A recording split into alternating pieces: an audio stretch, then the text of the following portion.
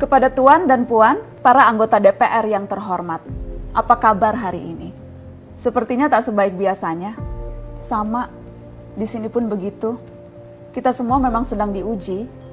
Hidup memang tak selalu baik, kan? Seperti kami-kami ini, Tuan dan Puan juga mungkin lebih banyak bekerja di rumah. Kalau lihat siaran sidang atau rapat terbuka di gedung DPR sekarang sih kelihatannya banyak kursi yang kosong. Tapi biasanya juga kosong kan ya? Tuan dan Puan anggota DPR yang terhormat, saya perhatikan parlemen-parlemen negara lain fokus melawan corona. Tapi rasa-rasanya isu-isu yang keluar dari Senayan belakangan kok kebanyakan tidak terkait corona ya? Kami malah membaca DPR bersemangat membahas isu-isu lain. Contohnya, rancangan Undang-Undang Cipta Kerja yang banyak ditolak karena dinilai mementingkan kepentingan investor di atas kebutuhan pekerja. Presiden Jokowi pekan lalu sempat menyatakan pemerintah dan DPR menunda pembahasan salah satu klaster di rancangan undang-undang itu, klaster ketenagakerjaan. Ini untuk memberi kesempatan mendalami substansi dan mendapat masukan dari banyak pihak. Berpegang pada alasan itu, maka sudah seharusnya klaster lain dalam RUU Cipta Kerja pun perlu ditinjau ulang. Karena yang lain juga bukan tanpa masalah, terutama dari perspektif lingkungan dan keadilan gender. Tidak cukup hanya menunda pembahasan satu klaster saja. Ada juga RUU lain yang masih nekat mau dibahas. Ada RUU KUHP yang tahun lalu diserbu unjuk rasa. Lalu RUU pemasyarakatan. Ada koruptor yang sudah ngebet pengen bebas kah? Apa kabar Pak Yasona?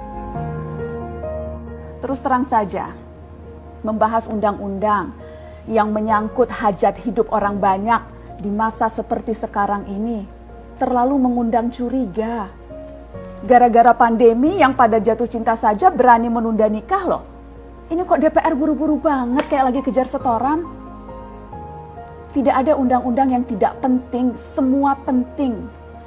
Justru karena undang-undang itu penting, aneh jika pembahasannya diseriusi di waktu seperti sekarang.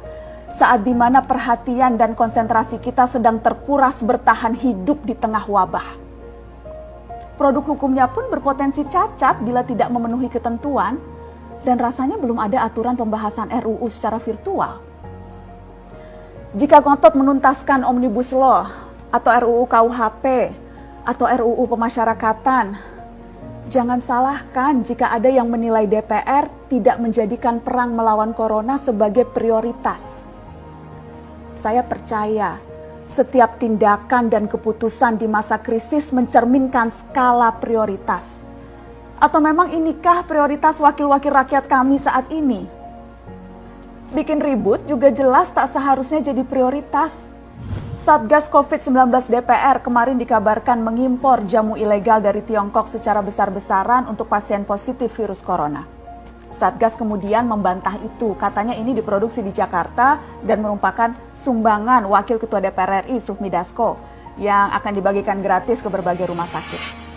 Kemudian dikabarkan juga jamunya mengandung bahan berbahaya dan belum terbukti klinis. Satgas lagi-lagi membantah, katanya sedang proses mendapatkan izin edar di Badan Pengawasan Obat dan Makanan.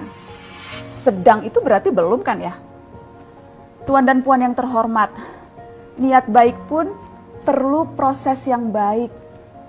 Proses yang semrawut hanya akan disusul polemik. Sementara sekarang kita sedang banyak-banyaknya menaruh harapan kepada negara. Tindak tanduk DPR salah benarnya akan selalu dilihat. Makanya sempat ramai juga warganet mengkritik Satgas COVID-19 DPR RI yang berfoto mengenakan APD saat hendak berkunjung ke rumah sakit darurat Wisma Atlet menyerahkan sumbangan DPR. Ini dinilai melukai hati masyarakat. Tenaga medis kita saja bertaruh nyawa benar karena kekurangan APD. Tidak ada yang meragukan jumlah sumbangan DPR. Kami yakin pasti banyak, namanya juga DPR, beli ribuan rapid test saja mampu, ngeborong jamu apalagi. Tapi ini soal rasa dan empati. Kecuali ya, kalau yang dipakai anggota DPR itu APD yang lain, alat pelindung dewan. Salam hormat dari kami yang kalian wakili.